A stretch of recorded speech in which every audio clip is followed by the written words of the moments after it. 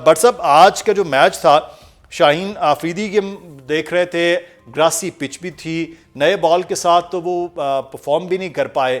क्या आपको पाकिस्तान के 147 जो है वो कंसीव कर लिया नीदरलैंड के खिलाफ, बॉलिंग आप समझते हैं कि जस्टिफाइड? हेलो जी बट साहब।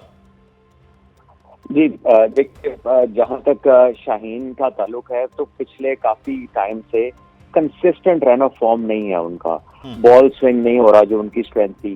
पेस भी लो हुई है, एवरेज पेस उनकी 135 से लेस है पिछले काफी मैचेस से। सो वो इम्पैक्ट क्रिएट नहीं कर पा रहे। अर्ली ऑन वो विकेट्स लेते थे, लेकिन वो पाकिस्तान को वो बड़ी देर से वो चीज नहीं मिल रही उनकी तरफ से। सलमान मिर्जा ने आके अप फ्रंट विकेट्स लेने शुरू किए, लेकिन हम पिछले काफी बिल्डअप में ये देखा हमने कि साइम अयूब ने आगे इन करे थे। लेकिन आज जो है वो चेंज देखा कि दोनों फास्ट बॉलर ने बॉल किए, क्योंकि ये पिच उतना ग्रिपी नहीं था या इस पिच पे घास थी और बैटिंग के लिए कंडीशंस बेहतर थी। क्योंकि पाकिस्तान में जब हमने पिचेस देखी बायलैटरल्स में, वो सारी स्लो लोअर ड्राई पिचेस थी।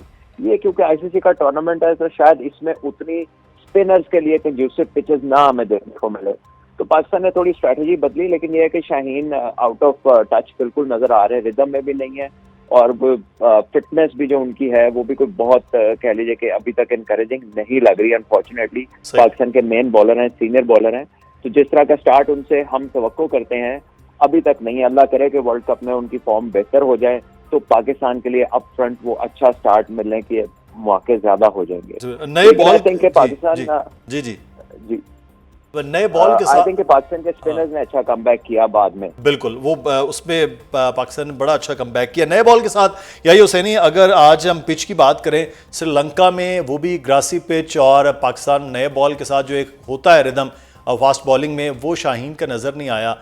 पिच ग्रासी आपको क्यों लग रहा है? हाई स्कोरिंग मैच हमने मैक्सिमम देखे आईसीसी इवेंट्स में, यहाँ सूरत हाल डिफरेंट थी। बहुत शुक्रिया मुदस्सिर। और मैं सुबह से ही ये तबसरे सुन रहा हूँ कि आईसीसी ने जो है वो बीसीसीआई के साथ मिलकर मुश्किल पिच का इंतखाब किया। श्रीलंका में जो है वो पिचेस के ऊपर ग्रास नहीं होती, इस पिच के ऊपर ग्रास रख दिया गया। तो मेरे साथ सुबह पाकिस्तान के former chief selector test off spinner Tauseef Ahmed, जिन्होंने 1987 में Chinnaswamy cricket stadium Bengaluru में भारत को हराने में इकबाल कासिम के साथ बड़ा लीडिंग रोल प्ले किया था, उन्होंने मुझसे कहा कि यार मैं बड़ा हैरान हूँ कि इस तरह की बात हो रही है। जो श्रीलंका की कंडीशंस हैं, वहाँ बारिश रही है, उनका कहना ये था कि इसके ऊपर ये ग्रास तो एक नॉर्मल सी ग्रास है, ये कोई मुश्किल का सबब नहीं बनेगी, ना ये फास्ट बॉलर को हेल्प करेगी। ये मैं उनकी बात कर रहा हूँ जो क्रिकेट खेले हैं और जो पाकिस्तान क्रिकेट टीम का इंतखाब करते रहे। उन्होंने कहा कि जिस अंदाज में नीदरलैंड ने स्टार्ट किया, जिस तरह पाकिस्तान के बैट्समैनों के बल्ले पर बॉल आ रहा था, और अगर आप आज का मैच देखें तो एक टाइम पर पाकिस्तान के 10 ओवर में 90 रन थे, 2 आउट थे, और केक वॉक लग रही थी कि 60 गेंदों पर आपको 58 रन की जरूरत थी। लेकिन हैरानकुन तौर पर आपके साइम अयूब, साहबजादा फरहान, बाबर आजम, उस्मान, शादाब, मोहम्मद नवाज, कोई एक नाम तो नहीं है ना, ये मैंने 6 नाम आपको गिनवा दिए। इनका अगर आप शॉट सिलेक्शन देखें तो आपको पता चल जाएगा कि पिच से तो कोई भी नहीं आउट हुआ, सब अपने गलत शॉट सिलेक्शन की वजह से आउट हुए। तो अब अगर आप अपने साथ नाइंसाफी करेंगे, अपने साथ ज्यादती करेंगे, और अगर आप इस टीम की बात करते हैं तो ये टीम इस वर्ल्ड कप में सिर्फ 4 मुस्तनद बैट्समैनों के साथ पार्टिसिपेट कर रही है। बाकी और अगर आप इस तरह की क्रिकेट खेलेंगे तो फिर ऐसे ही दिल के जो लेकिन यहाँ एक सवाल बड़ा इंपॉर्टेंट है मुस्तनद बैट्समैन के हवाले से। सलमान भट्ट साहब, बाबर को खिलाना आज के मैच में आप समझते हैं कि वो ठीक था, फ़खर का ड्रॉप ठीक था, साथ ही साथ बाबर आज वो खुद कप्तान रहे हैं, बहुत बड़े ग्रेट बैट्समैन हैं, लेकिन वो आज गेम रीड नहीं कर पाए, और जिस किस्म का शॉट लगाया उसके बाद के बड़ा आसान था, और जिस पेस पे बाबर खेलते हैं उसमें तो मैच था कि वो ईजिली वो जीत लेते। देखिए, अनफॉर्चुनेटली बाबर आजम की जो कैपेसिटी है टू मेक अ डिसीजन या फिर कोई अपने बारे में भी फैसला करने की, वो कोई इतनी इंप्रेसिव नहीं लगती। देखिए, चैंपियंस ट्रॉफी से पहले अचानक वो ओपनर बन गए, या टीम मैनेजमेंट के कहने पे ओपन चले गए। Let's put it anyway out of those both, ये ठीक नहीं है। अब वो टूर्नामेंट से एक सीरीज पहले जो है वो नंबर 3 से नंबर 4 पे आए, क्योंकि कप्तान अच्छा खेल कर कप्तान ने कहा कि मैं खेलूंगा। So when you are floating like him, कि ना आप ऊपर हैं अपनी जगह पे, ना आप वन डाउन है, फिर 4 पे आप आते हैं तो वो आपकी गेम के साथ कोइंसाइड नहीं करता।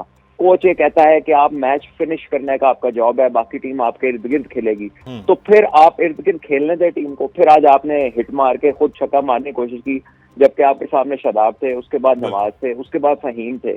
तो आपका काम नहीं था वहां पर इस तरह की शॉट खेलना, क्योंकि इसी जॉब के लिए बताया गया है प्रेस कॉन्फ्रेंसेज में कि आपको लिया जा रहा है।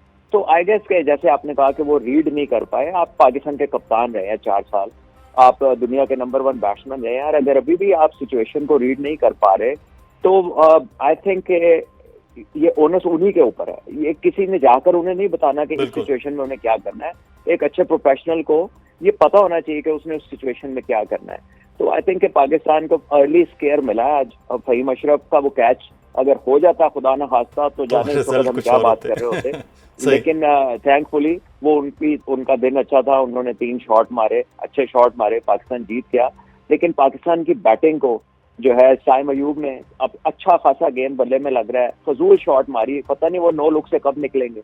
इसी तरह साहिबजादा फरहान है, मिड विकेट पीछे है, मिडॉन पीछे है, आप 47 पे हैं, रन बॉल से कम यानी 6 की एवरेज से कम रिक्वायर्ड रेट है, और आप एक टेनिस की 4 हैंड की तरह शॉट मार रहे हैं जो कि आप पावर जनरेट ही नहीं कर सकते उस हाइट के बॉल पे। तो या तो आप उसे कीपर के ऊपर से खेल दें, जैसे आजकल बहुत सारे प्लेयर्स मॉडर्न क्रिकेट में खेलते हैं शॉट, वो भी उन्होंने नहीं खेला।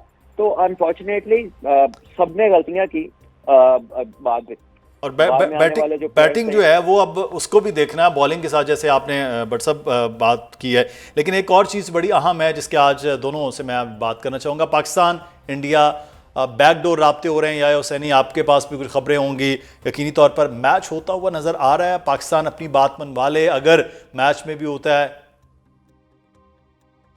मुदस्सिर देखिए, टाइम विल टेल यू क्या होगा क्या नहीं होगा। बहुत ही क्लियर स्टांस है हुकूमत पाकिस्तान का। वजीर आजम मियां मोहम्मद शहबाज शरीफ कैटेगोरिकली कह चुके हैं, और बार बार ये सवाल आपके कप्तान से होता रहा है, और वो बार बार यही बात कर रहे हैं कि जी हम अपने हुकूमत और अपने क्रिकेट बोर्ड के फैसले की जो बात है उसको रिस्पेक्ट देंगे, उसको फॉलो करेंगे।